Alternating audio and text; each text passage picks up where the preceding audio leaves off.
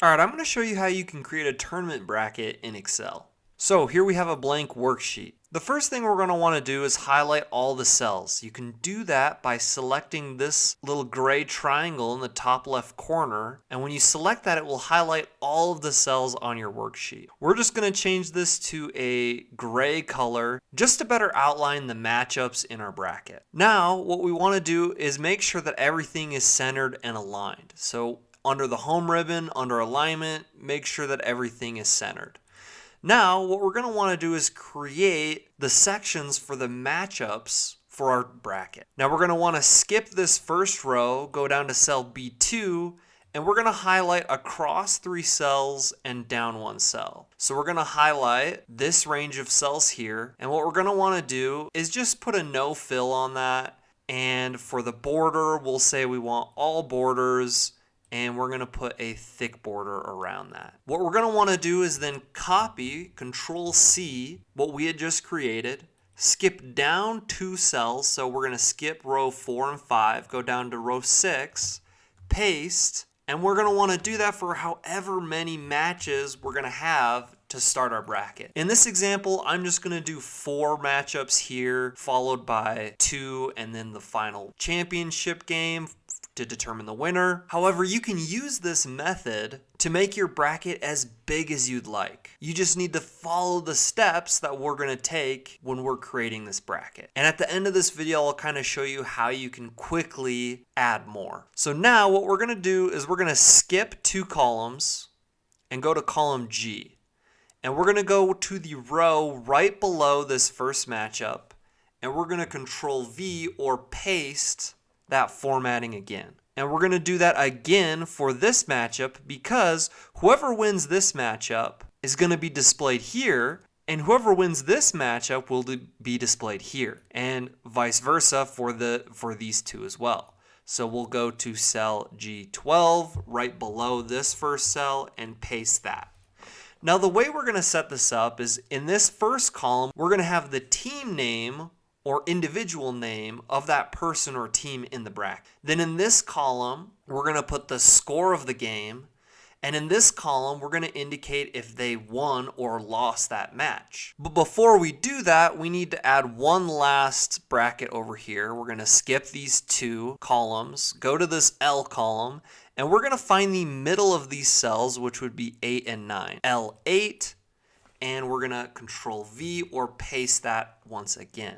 Now, I feel like there's a big gap in between these brackets, so what we're going to do is click on that column, drag over to highlight columns E and F, and I'm going to do the same by control clicking and dragging to highlight columns J and K as well. Now, if I select that column, I click, and I drag, I can resize all of those columns however I'd like, and I'm just going to leave it like that. Now I'm going to add all my beginning team names in here. So we have team 1, team 2, and I'm just going to quickly type the rest of these in.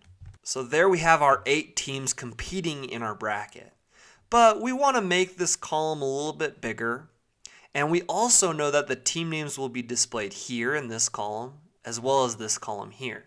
So we're going to highlight all of these columns by control clicking. And I can click and drag to make them all a little bit wider. Now, if you remember, in these columns here, we're going to add the scores for the game. And let's say that this is a pickleball tournament. So I'm going to quickly enter in some scores.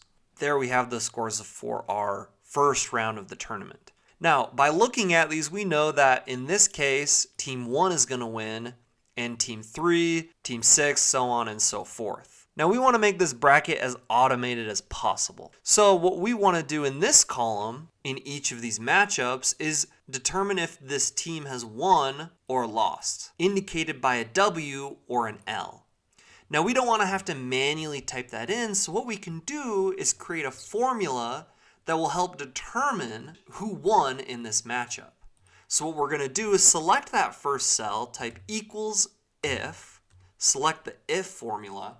This is greater than this, comma, if that's true, we want to display a quote W quote. Now, if that's false, we want to display a quote L quote. And we'll go ahead and type enter. And we'll notice that this will indicate that team 1 had a W or team 1 won. Now we can select that cell with the formula, highlight the formula, select Control C or copy that, and then in this cell we'll hit Control V. And then in the formula, the only thing we're going to do is we're going to change this from a greater sign to a less than sign. And so basically now what that formula is doing is reversing it and saying, hey, if that score is lower than that, that means that this team won. So we can then copy these two formulas and paste these in the cells where our matchups are, indicating which team has won and which team has lost. So if, for example, Team 5 actually won with 13 points, that's automatically going to switch to Team 5 having a W and Team 6 having the loss.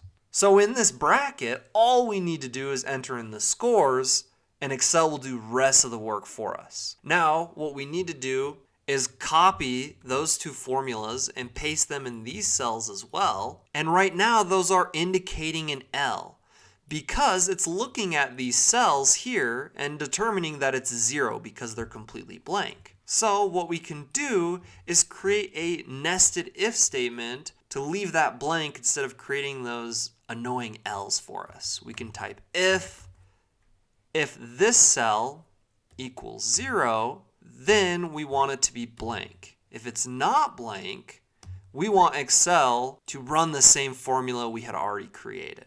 And we'll go ahead and hit enter and yes, and that will leave it blank. And then all we need to do is copy this first part of the formula, copy that, and paste that on this option here, hit enter, yes, and that will copy as well. So now we'll copy this formula, paste that here, and paste that here as well, and those will remain blank until there's data for these matchups. So we know that Team 3 in this matchup won. So Team 3 should be indicated in this cell here.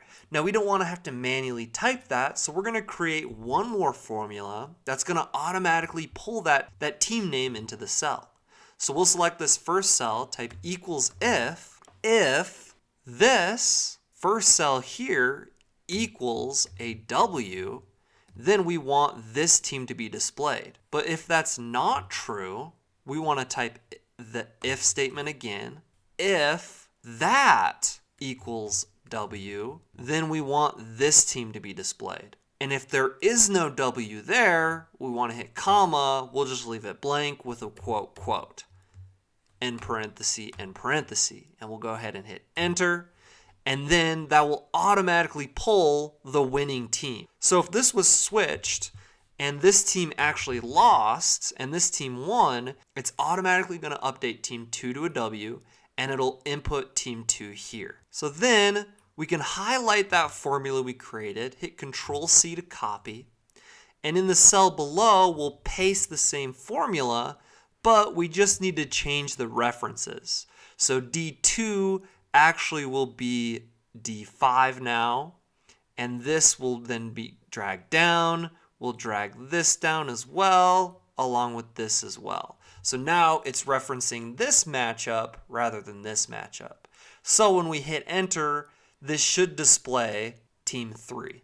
Then you can copy those two formulas and paste them down here. And you'll notice that that will update appropriately with the winning team. So now we just need to copy and paste that formula in 2 more spots here. We'll paste it here, but this time we need to move this all the way over to this cell and this cell here and here, and that will remain blank because this matchup hasn't happened yet. And we'll paste that one more time and again reference this matchup here. And then we can go ahead and hit enter and it will remain blank because it hasn't happened. So let's say that this next round of the bracket did indeed happen and we have the new updated scores. We can see here, we can see that team 3 and team 6 won and moved on to the next part of the bracket. So that all update automatically for us. Now I'm going to make this column a little bit smaller. Now what we want to do is create an empty space for Excel to display the winner. So we'll just highlight these 3 cells, go 2 rows above and below.